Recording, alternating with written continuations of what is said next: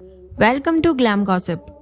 दोस्तों, film industry एक ऐसी इंडस्ट्री है जो हर रोज थोड़ा थोड़ा बदलती रहती है। ये सोचना गलत होगा कि एक एक्टर की स्टारडम हमेशा के लिए वैसी ही रहेगी। हर साल हजारों एस्पायरिंग एक्टर्स डेब्यू करते हैं और उससे कई ज्यादा एक्टर्स के सपने टूट जाते हैं। लेकिन अगर आप सोचते हैं कि एक बार फिल्म इंडस्ट्री में डेब्यू करने के बाद सब कुछ आसान हो जाता है, तो ये सोचना गलत होगा, क्योंकि डेब्यू के बाद भी एक्टर्स को इंडस्ट्री में रहने के लिए लगातार मेहनत करनी पड़ती है। कुछ एक्टर्स इसमें सफल होते हैं तो कुछ नहीं, और इसके कई सारे कारण हो सकते हैं। उनमें से कुछ ऐसी फिल्म्स है जिसने एक्टर्स के करियर को हमेशा के लिए नुकसान पहुंचा दिया, और इतना नुकसान पहुंचाया कि वो कभी फिर से उठ ही नहीं पाए। तो आज हम कुछ ऐसी फिल्म्स के बारे में बात करने जा रहे हैं जो एक्टर्स के एक्टिंग करियर की कॉफिन की लास्ट नेल बनकर रह गई थी। तो ज्यादा समय वेस्ट किए बिना चलिए आगे बढ़ते हैं हमारे आज के वीडियो की तरफ। नंबर 10, KRK मतलब कमाल आर खान एक इंडियन एक्टर है जो सिर्फ एक फिल्म में मेन लीड रोल में काम कर चुके हैं, और इस मूवी ने ही उन्हें इंडस्ट्री से बाहर का रास्ता दिखा दिया।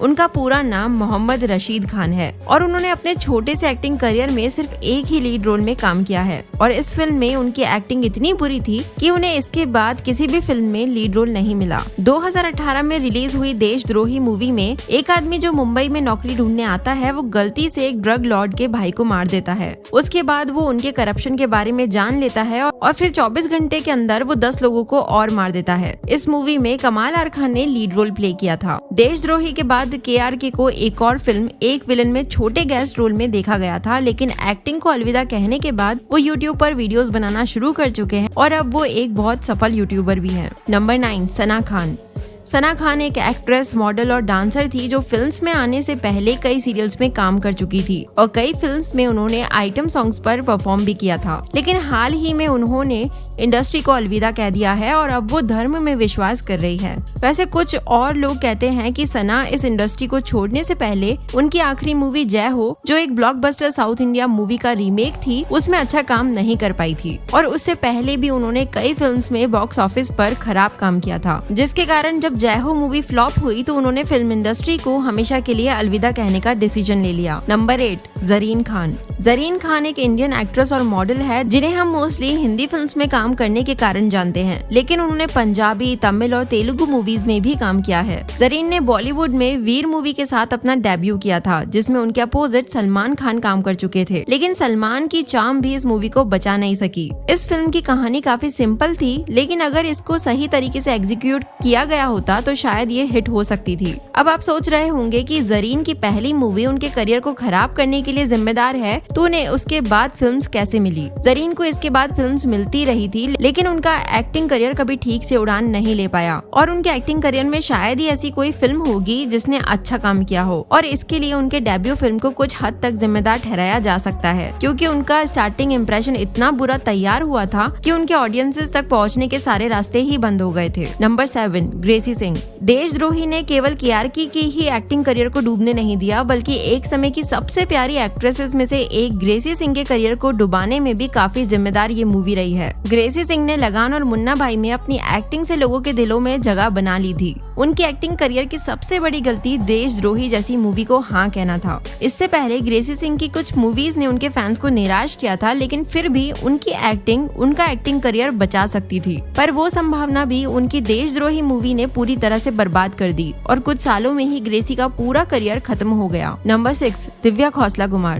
खोसला कुमार एक इंडियन एक्ट्रेस, प्रोड्यूसर और डायरेक्टर है जो सिर्फ हिंदी फिल्म्स में काम की है, और उन्हें काफी सारे म्यूजिक वीडियोस में भी देखा गया है, जिनके ज्यादातर लेबल T सीरीज के अंडर है और जिनके मालिक उनके पति भूषण कुमार ही हैं। दिव्या की पहली मूवी थी अब तुम्हारे हवाले वतन साथियों, जिसमें उन्होंने अमिताभ बच्चन, अक्षय कुमार और बॉबी देओल जैसे बड़े स्टार्स के साथ काम किया था। उन्होंने ज्यादा फिल्म्स नहीं की, लेकिन लगभग सभी फ्लॉप ही हो गई थी। उनकी आखिरी फिल्म थी सत्यमेव जयते 2, जिसमें भ्रष्टाचार के खिलाफ लड़ाई की आवाज उठाई गई थी, लेकिन ये फिल्म ऑडियंसेस के लिए टॉर्चर से कम नहीं थी। उनकी लगभग डूबती हुई एक्टिंग करियर में इस मूवी ने 10-12 और छेद कर दिए ताकि ये और जल्दी डूब जाए। वैसे भी एक्टिंग के अलावा वो T सीरीज के अंडर प्रोड्यूसर के रूप में अभी काम करती है। नंबर 5, उदय चोपड़ा एक इंडियन एक्टर और प्रोड्यूसर है जो कई मूवीज में देखे गए थे। अर्ली 2000 में उन्हें कई मूवीज में देखा गया था। उदय चोपड़ा स्वर्गीय फिल्म मेकर यशराज चोपड़ा के बेटे हैं। उन्होंने अपने एक्टिंग करियर में कई सारी मूवीज में काम किया है, जैसे धूम, मोहब्बतें जो उनकी डेब्यू फिल्म थी,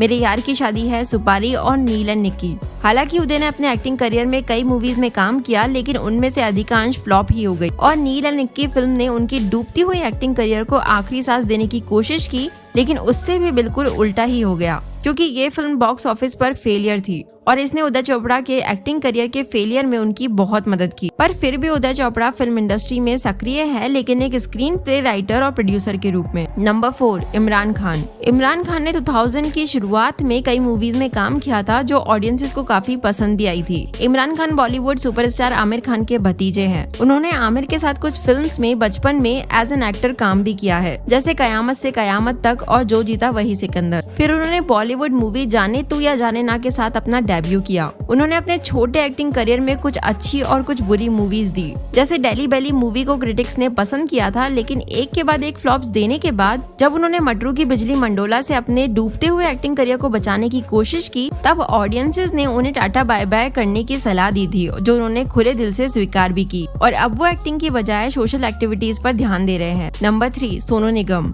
आप सब सोनू निगम को एक मधुर आवाज के रूप में जानते होंगे, लेकिन क्या आपको पता था कि उन्होंने एक्टिंग भी की थी? जी हाँ, सोनू निगम ने अपनी आवाज से अलग एक्टिंग करियर की तरफ भी ध्यान दिया था, लेकिन वो शायद उनकी सबसे बड़ी मिस्टेक थी। सोनू ने कुछ मूवीज में काम किया था, जैसे काश आप हमारे होते, प्यारा दुश्मन, और शायद उनकी सबसे बड़ी भूल थी जानी दुश्मन एक अनोखी कहानी। सोनू की ये फिल्म एक्टिंग में दोबारा काम कराने से ज्यादा कई लोगों को नींद की गोली दे गई। ये फिल्म इतनी बुरी थी कि वो टाटा बाय बाय करने का सोचने लगे थे। अब सोनू निगम सिर्फ गाना गाने में ही खुश है, क्योंकि वो जानते हैं कि ये ही उनकी असली स्ट्रेंथ है। नंबर 2, अमीषा पटेल। अमीषा पटेल को हमने कहो ना प्यार है में देखा था और उसके बाद गदर एक प्रेम कथा में। दोनों ही फिल्म्स ने बॉक्स ऑफिस पर धूम मचा दी थी, लेकिन इसके बाद उन्होंने लगातार फ्लॉप्स मूवी दी। जिस फिल्म ने उनके करियर को डुबोने की तरफ धक्का दिया था वो थी आप मुझे अच्छे लगने लगे। इस फिल्म ने ऑडियंसेस को इतना निराश किया कि उनका फिल्मी करियर गिर गया।